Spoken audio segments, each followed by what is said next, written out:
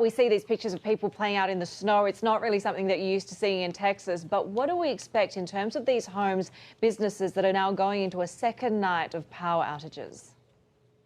Yeah, I don't think anyone was expecting a disaster to this extent that we're experiencing today.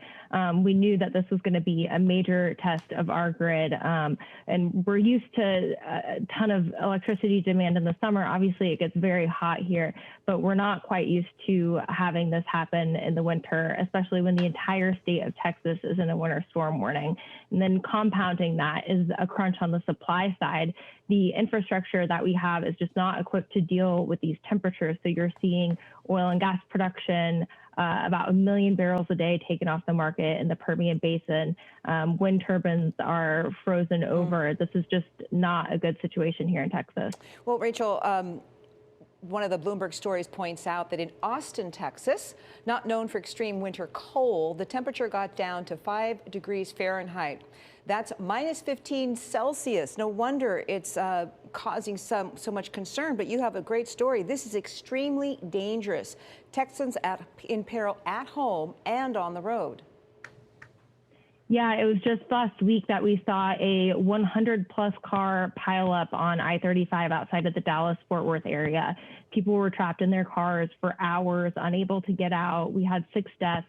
And the roads here, we don't have the same number of snow plows or emergency vehicles that are able to clear the roads. So what you're seeing is, especially the elderly, they, woke up without power, but they've realized as the hours ticked by that it's hour 9, hour 10, hour 11 without electricity. It's a very dangerous situation. But if the roads are also iced, a lot of folks are tasked with this difficult decision with which risk are they going to take. Rachel, this was obviously a demand-side shock event, right, that wasn't expected, that the grid operator has called unprecedented. But what was going on the supply side of the story?